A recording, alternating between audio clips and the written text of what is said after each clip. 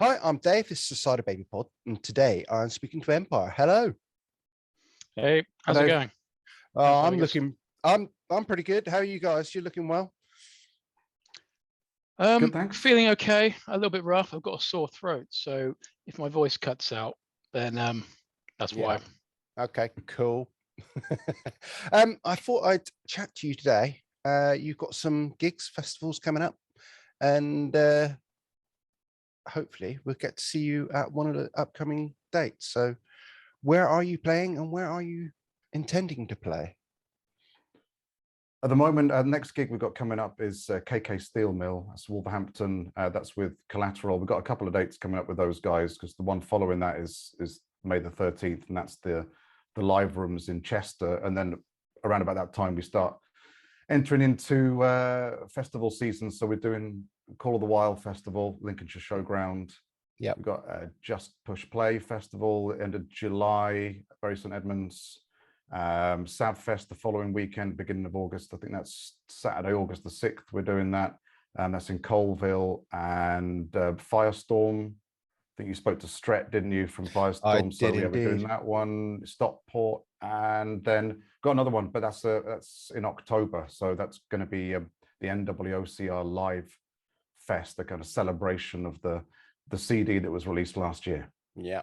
I saw you guys for the first time actually at Rock in the Bowl last year.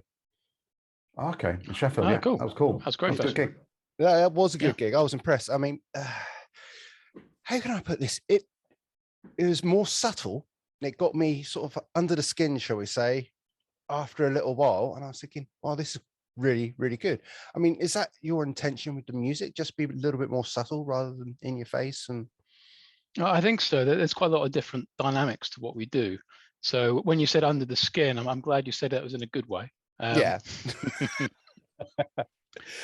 Yeah, I mean, we've got a sort of a wide range of influences, and the material that is written covers off a lot of different subjects.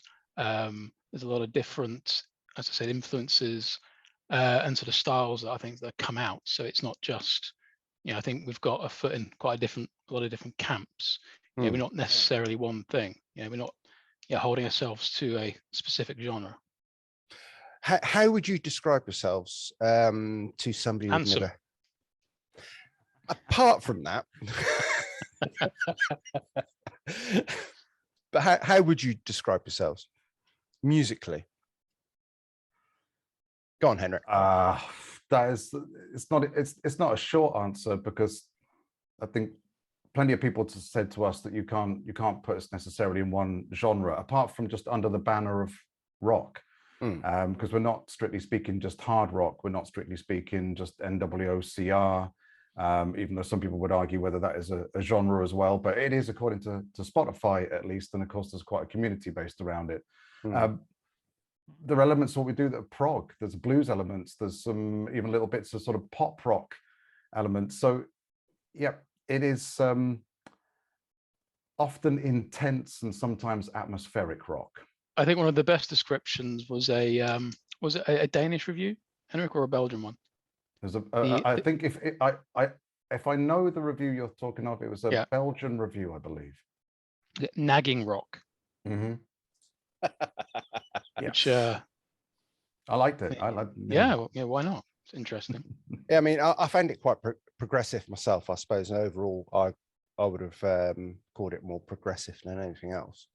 I mean, new wave of classic rock, like you say, it's not necessarily a genre. It's just a movement of people starting to like a type of music, not specifically classic rock, metal, progressive, everything all together. So yeah.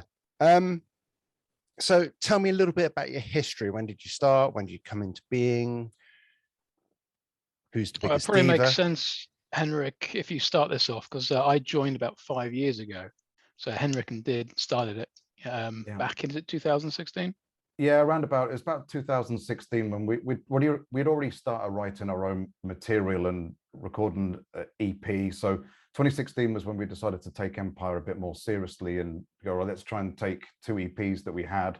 I think one we released in 2016, and then make that plus another 5 songs into Self-Aware, which came out in 2019. So Did and I started it out with a couple of guys that we were in covers band with, and then had a few lineup changes from there. Couple of different bass players, couple of different drummers, and yeah, basically it grew out of a covers band that Did and I played in for 10 years or so, and we got pretty bored of playing other people's music, as much as we still actually kind of like to play a cover every now and again, or even record a cover and release it. But then Grant, was it 2017? 2017? I think so. Yeah, July about 5 years. 2017 was your first gig with us, I think. Yeah, I think so. Though yeah, I wasn't officially a member of the band at that point. You know, took a while until they eventually agreed to kind of give me the job. Right, it wore you down. Eventually, took a lot of nagging. Which suits nagging rock. Yeah, I mean, a lot of nagging. We thought nagging rock, you just fit straight in. So yeah, exactly. Sound like my mum. So you've got a couple of albums out. One is just a different format of the other. Why did you do more an acoustic one? I think the acoustic element is quite important to Empire. So they're not the same thing. So the acoustic tracks are reinterpretations. So they're not the same tracks played with acoustic guitars. There are different arrangements, different instruments.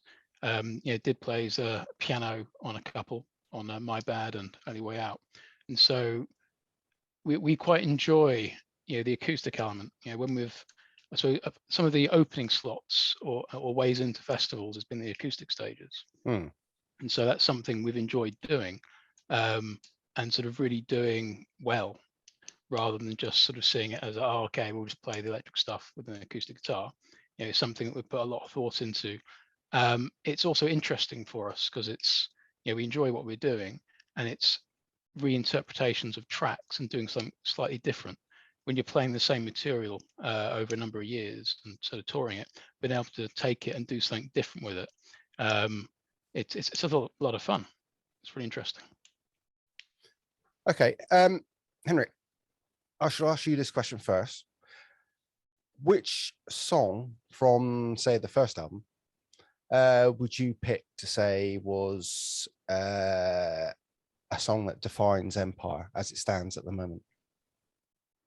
I would say Stone is a good example, because it has one of my favorite solos, the guitar solos of Did in it. The chorus probably shows some of the intensity of Empire, and whilst none of the particularly acoustic elements are within that song, the beginning starts out quite light and atmospheric. So I'd say that kind of combines most of the elements, where it will give you an introduction to relatively how broad we cover a musical range. Okay, Grant, how about from the acoustic side, if you were to pick one defining song? Probably Only Way Out. So Elliot and I don't play on that track.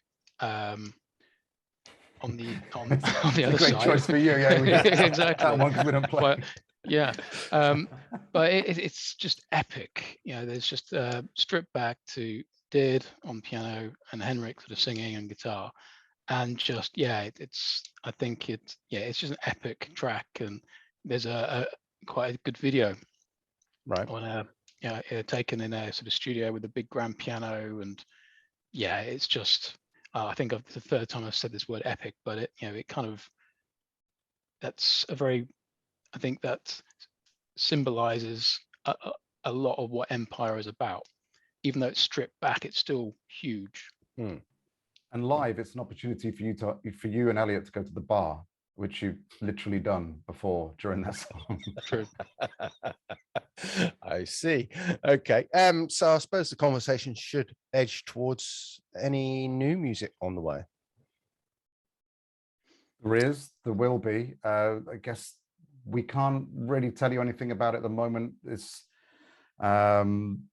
we will announce something as soon as we possibly can. We have been playing stuff live. I think most of the new songs we have played live over the course of the last 6 months or so, and gig tested most of it. I think there's only one, isn't there, Grant, we haven't played? Indeed. So I think that's about ready. Yep.